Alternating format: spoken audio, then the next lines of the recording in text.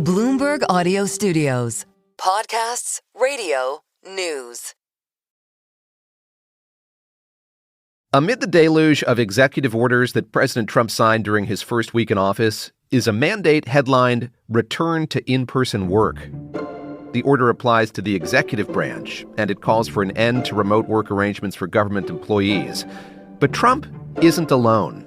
From Washington to Wall Street, bosses are pushing for their workers to come back to the office full-time. And everyone feels differently about it. I have no problem with it whatsoever. I definitely don't think that would work for me. Just 2 days a week is more than enough. On a weekday afternoon, we asked people around Midtown Manhattan about the work-from-home policies that many Americans got used to during the pandemic. I love to cook at home and actually take a lunch break. I'm a new dad, so it's a little challenging for me to spend that much time away from my daughter. I don't want to wake up early. You got to wake up, shower, do the whole thing on somebody else's timeline. That's not for me. But with COVID-era restrictions becoming a thing of the past, the terrain is starting to shift again. I would have thought that the story would have died out by now, but it keeps coming out to grab people. Heather Landy oversees Bloomberg's coverage of work and management. I think a lot of people were hoping to come out of the pandemic with an answer. What is the right way to do this? And there was no one right answer. In 2024, offices in the biggest U.S. cities were still half empty compared to pre-pandemic levels. According to a new survey by the Pew Research Center, 3/4 of employed adults with jobs that can be done remotely are working from home at least some of the time. But by the end of the year, many major companies had instituted return-to-office policies, and it's raised some questions. Is work from home slowly dying? What's behind the push to get people back to the office? And what does it mean for workers? I'm David Gura, and this is The Big Take from Bloomberg News. Today on the show, are you listening to this episode on an office commute? Well, in 2025, more people may be joining you.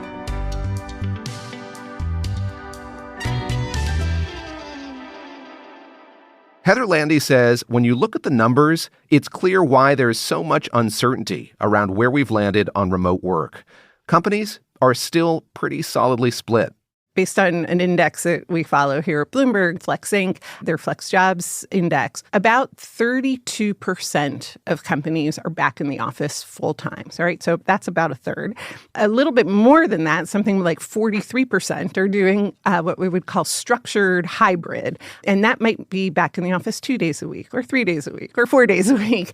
Maybe it's on specific days that everybody agrees to gather, maybe not. And then 25% or so are fully flexible, where people really have a choice of where they want to be. And in that grouping, only like 5% is full-time remote.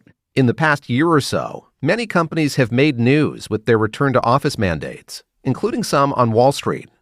In early January, the largest U.S. bank, JPMorgan, announced plans to bring its workforce of more than 300,000 employees back to the office 5 days a week.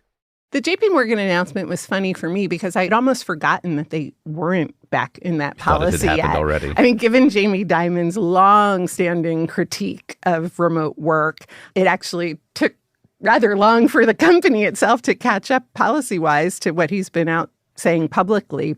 What did JPMorgan say was the rationale for making that decision? Pretty much just that they think they're better together. It was not set in hard data, nor was the big sort of watershed decision a few months ago by Amazon.com, just a feeling amongst executives that this is the way we want things to work out. But not all of JPMorgan's employees agree. The company disabled comments on its internal message board after backlash. In-office mandates in corporate America have sometimes been clunky. Back in 2021, when COVID vaccines became widespread, safety and corporate mandates collided. People were talking about needing to have better air filtration systems and plexiglass dividers between desks, having people come back to the office in stages or in small chunks so that we didn't overlap with one another and be too close for comfort. And then that quickly gave way to a more normalized take on return to office.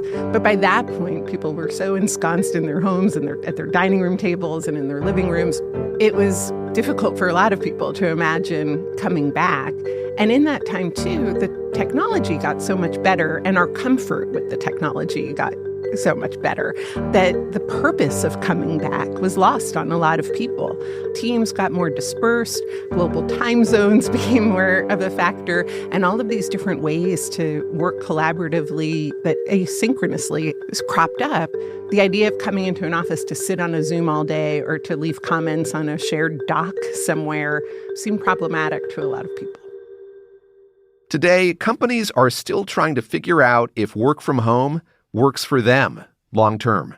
The issue is, are companies actually using this freedom wisely and making considered choices about what works best for them? And it's not actually clear to me that that's the case. And I say that based on both personal experience and what the research is showing us.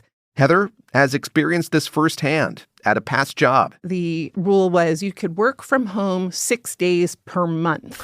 What a strange system, right? And when I was asked about why that was the policy, the answer was, well, it used to be 4 days a month, and people thought that was too little. So we made it 6 days a month. I mean, that doesn't really feel like a research-backed reason for the way that things were. And yet that's the way that a lot of companies have approached this, is like sort of gut feel, what feels right. And basically, how much can we push before our employees reject the situation altogether? Since the pandemic, Heather has interviewed CEOs from many different sectors about what they've gained and lost switching to remote or hybrid work setups. And almost across the board, she says, work from home for business leaders has become kind of a boogeyman when it comes to how they think about productivity. In a lot of cases, the recall of workers back to the office is happening right after a slump in the share price. CEOs seem to share this sort of nagging feeling in the back of their minds that they're just not getting what they should be getting out of the people who work for them, that we've somehow become too soft as a society, our workplaces. We've become more generous with things like parental leave. And we're not sure at the end of the day how to measure performance for many jobs. And so remote work or flexible work arrangements becomes an easy scapegoat for that. What do we know about the difference between a worker's productivity working 4 days in the office versus 5, say? So the case studies that we have seen thus far, both sort of anecdotally and in terms of the academic literature, suggests that working from home makes people no less productive than they'd been overall at the office. And it's not so easy to demand all your employees report back to the office overnight. After the break, we look at the way different industries are handling this and what that could mean for the U.S. economy.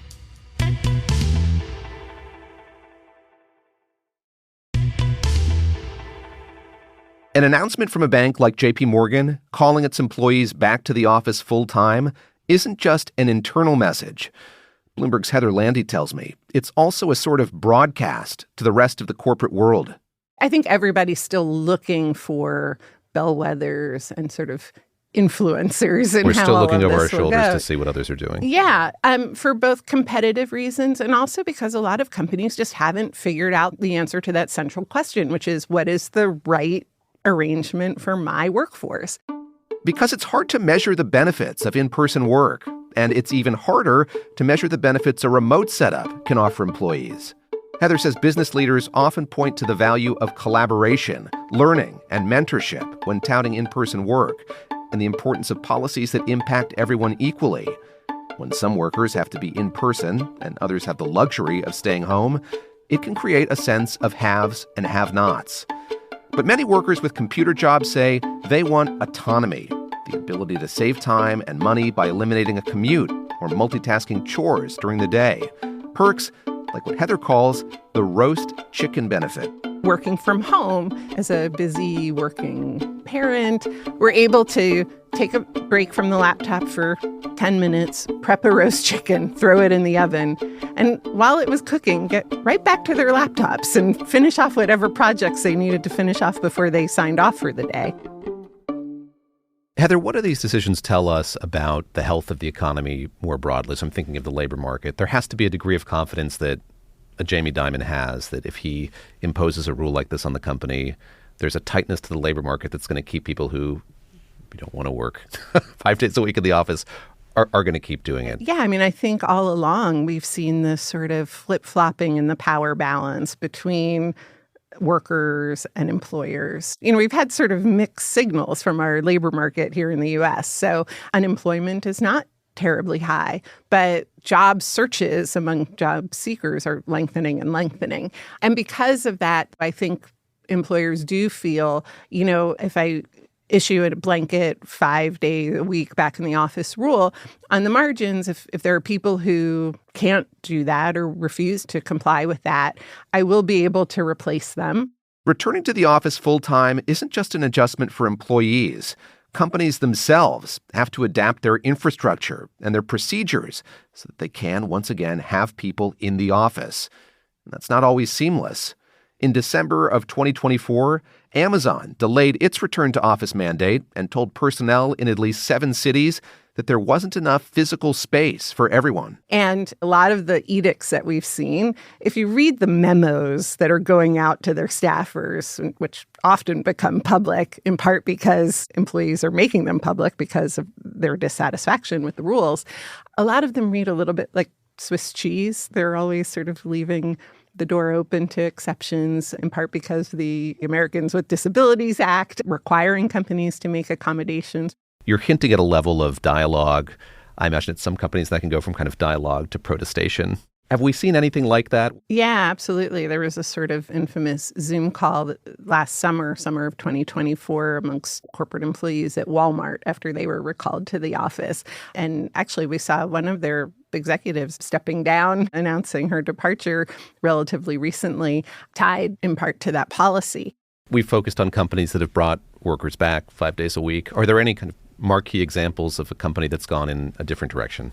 Yeah. So Allstate, the big insurance company, they have massively reduced their square footage and brought down their annual spend on corporate offices by over $200 million a year. So they have moved lots of people to flexible arrangements. They sold their headquarters campus in the Chicago area, and they are allowing people to work from home and encouraging it, but also giving them ultimate flexibility by working with a company that's helping them arrange for flex spaces in various cities all over the country. But they have said that they're committed to this flexible environment for a really sizable workforce. Where do you think we are in this kind of indefinite evolution of what work from home and return to office is like? And then picking up off of that, where do you think we're going to be in a year's time? I think we are where we're going to be, which is to say, I think we're going to be sort of evenly split amongst companies that are fully flexible, have structured hybrid, and are in the office 5 days a week. By and large, there doesn't seem to me to be a compelling reason yet in terms of the research to say more companies should be doing it this way or that way. So my guess is that they'll continue to sort of cast around a bit for what feels right, and that they'll end up in very different places. This is The Big Take from Bloomberg News. I'm David Gura. This episode was produced by Julia Press. It was edited by Tracy Samuelson and Aaron Edwards. It was mixed and sound designed by Alex Segura and fact-checked by Adriana Tapia. Our senior producer is Naomi Shavin. Our senior editor is Elizabeth Ponso. Our executive producer is Nicole Beamsterboer. Sage Bauman is Bloomberg's head of podcasts. If you like this episode, make sure to subscribe and review The Big Take wherever you listen to podcasts. It helps people find the show. Thanks for listening. We'll be back tomorrow.